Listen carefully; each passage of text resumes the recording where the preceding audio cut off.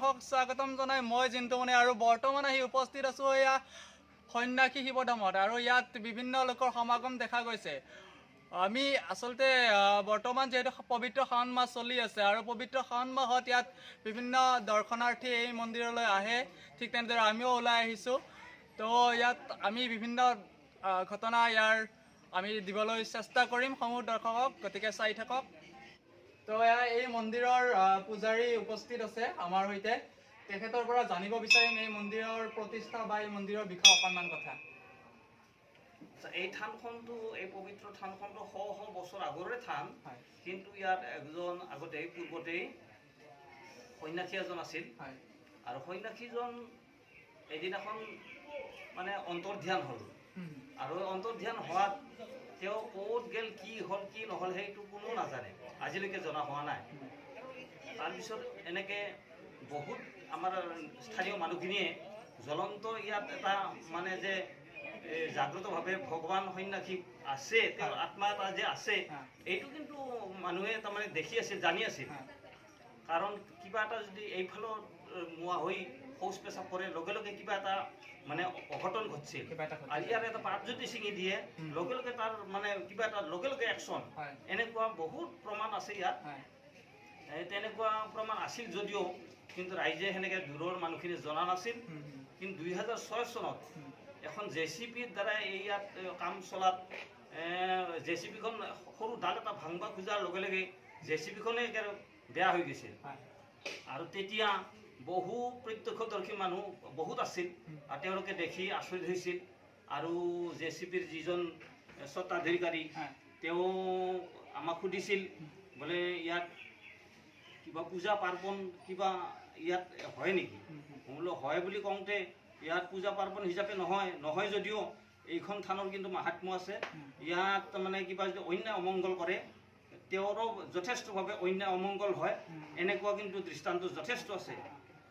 তেনেকৈ কোৱাত তেওঁ মানে এই মন্দিৰৰ বিষয়ে খুব মানে চিন্তা কৰিল।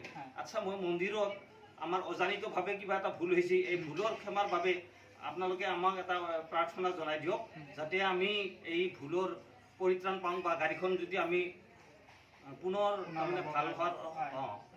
তাৰপিছত সেনেকৈ তেওঁ কোৱাত আমাৰ একজন লোকেল মানুহে সেৱা শুশ্ৰূষাকাৰী তেওঁলোকক অজানিতভাৱে এই ভুলৰ ক্ষমা দিব লাগে প্ৰভু বুলি কোৱাত গাড়ীখন ষ্টাৰ্ট কৰিব পৰা হৈছিল, কিন্তু গাড়ীখন কাম কৰিব পৰা কণ্ডিশ্যনত নাছিল, সেনেকুৱা এটা জ্বলন্ত প্ৰমাণেই সিদিনা হৈ গৈছিল।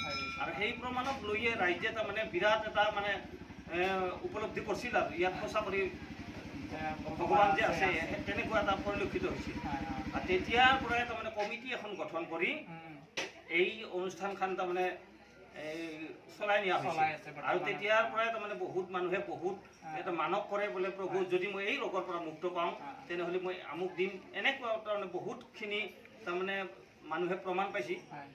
যিখিনি খুজিছে সেইখিনি প্ৰমাণ যথেষ্টভাৱে বহুতজনে পাইছে, কিমানজনে পাইছে আমি হিচাপ দিব নোৱাৰিম, এনেকুৱা এইখিনি। আৰু ইয়াত এনেই পবিত্ৰ শাওণ মাহ চলি আছে, ইয়াৰ শাওণ মাহতো আহে ভক্তগণ আহে, তাৰোপৰি অন্য মাহতো ইয়াত পূজা পাৰ্বণ চলি থাকে, মানুহ আহি থাকে নহয়?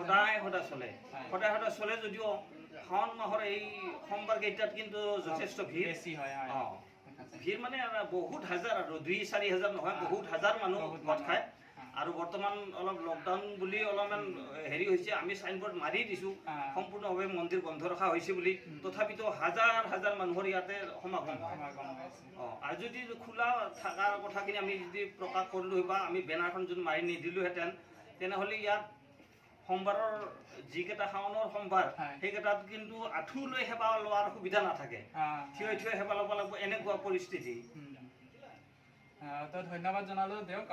আৰু এইখিনি আছিল, তেওঁ বিতংভাৱে কৈ দিছে যিখিনি পাৰে, তেওঁ খুব সংক্ষিপ্তভাৱে সম্পূৰ্ণ কথাখিনি তেওঁ বহলাব চেষ্টা কৰিছে, সংক্ষিপ্তভাৱে তেওঁ ক'বলৈ চেষ্টা কৰিছে মূল বিষয়খিনি। তেখেতক ধন্যবাদ জনাইছোঁ।